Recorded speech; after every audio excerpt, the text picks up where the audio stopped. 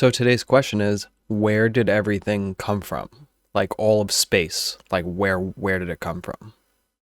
Do you know?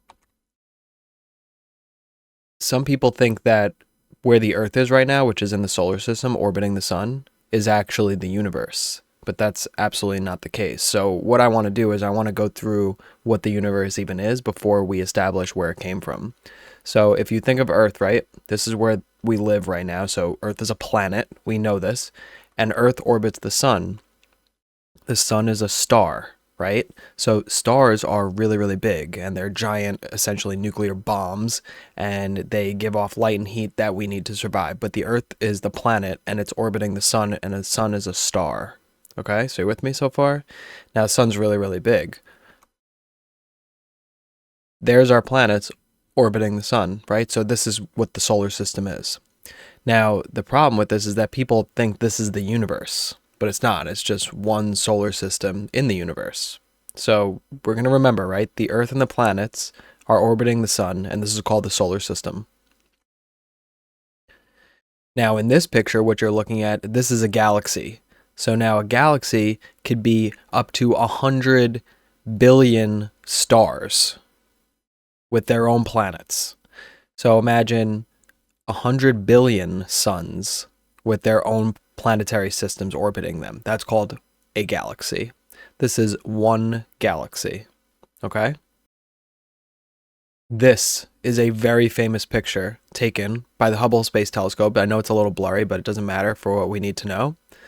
This is a picture of all galaxies. This was taken in a very, very small region of the sky. So just think they found all these galaxies in a very, very tiny spot in the whole sky. And remember, all of these galaxies, each one of those lights is a galaxy with 100 billion plus stars in them, all with their own planetary systems. Okay?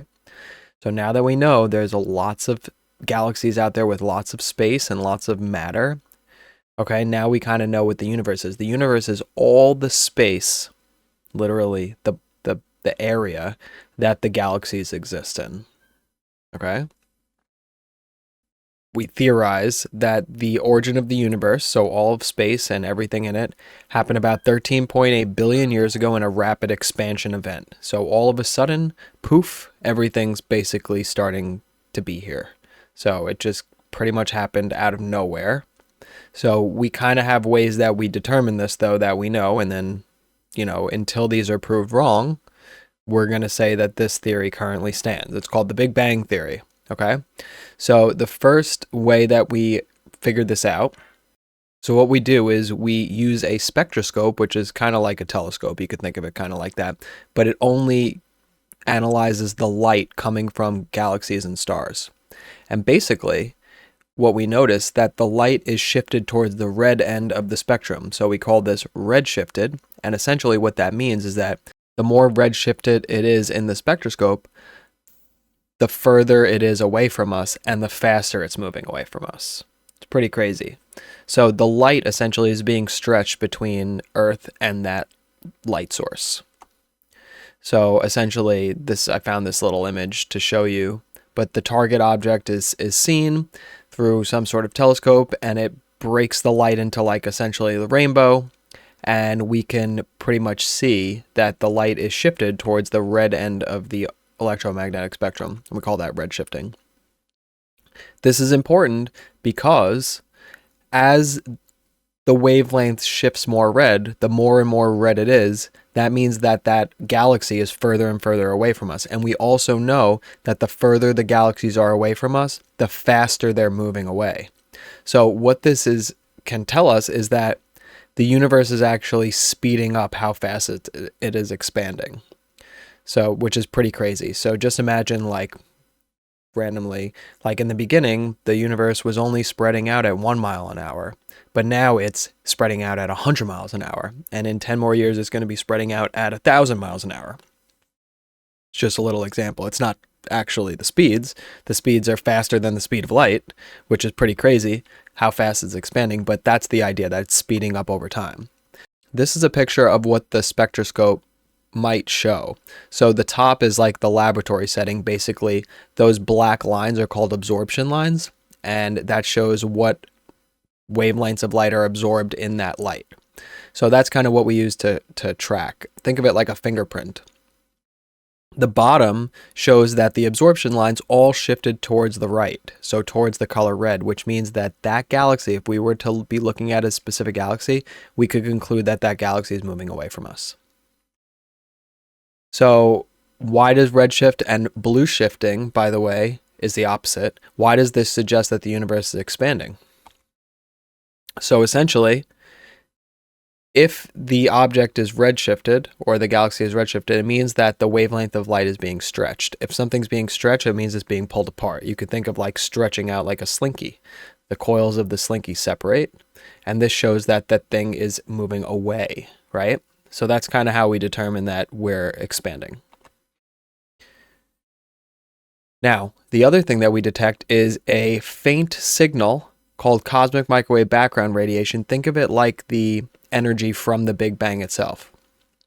We detect this radiation in every single direction.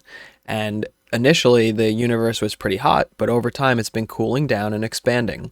This cosmic microwave background is very cold. It's like one of the coldest things we've ever detected. And we detect it in every direction, which kind of means that the universe has no center, which is kind of weird. Now, we have some theories about how the universe is expanding. We don't know for sure how it works. We know it probably has something to do with like what we call dark energy and dark matter. But essentially we haven't really discovered what the force is that's expanding the universe so fast. So we're kind of working on that. But if you're like me, you might stay up at night thinking, what will happen to our universe in the future? By the way, that's not me. So 3 essentially theories of scenario or fun scenarios that people have come up with over the years go like this. The first is the Big Rip. Essentially, the universe just keeps speeding up, expanding, and everything rips apart. The second one is Einstein's model, where basically the universe just keeps expanding more gradually in balance with gravity and like everything's decently okay. The third way is the Big Crunch. Essentially, the universe is going to stop expanding and it's going to reverse course and then all come back together. So again, we're kind of like working on evidence to figure this out. All right, let's try a practice question. So I'm going to read it to you, pause the video, and then see if you can get the answer. It says the relationship between galaxies' distance from Earth and recessional velocity graph shows that recessional velocity of a galaxy, and by the way, don't worry that you don't need a graph to do this, just try to get the blanks. The recessional velocity of galaxy blank as the galaxy's distance from the Earth increases. This is evidence for the blank of the universe and suggests that the universe initially was blank at the time of the Big Bang. As a result, this data suggests that the universe is changing at blank rate.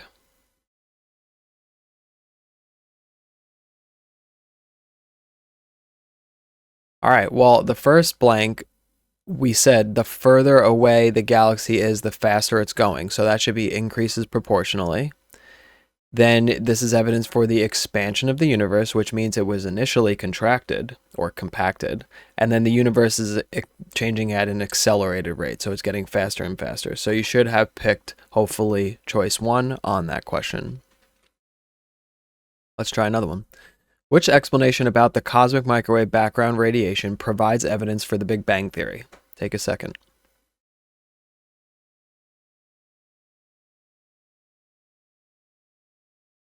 All right, so based on what we knew, you should have picked 2. Mathematical calculations showed that if the universe began with the Big Bang, it would have released a huge amount of energy in all directions and would be detected as cosmic microwave background radiation. All right, let's talk about key takeaways. The universe began as an extremely hot, dense state about 13.8 billion years ago. Space is still currently expanding today. The further away the galaxy is, the more redshifted it is, and the faster it's moving away. The cosmic microwave background we detect is the leftover heat from the early universe. It's extremely cold. And the universe started mostly as hydrogen and helium. Those are the first 2 elements to combine and eventually started forming stars.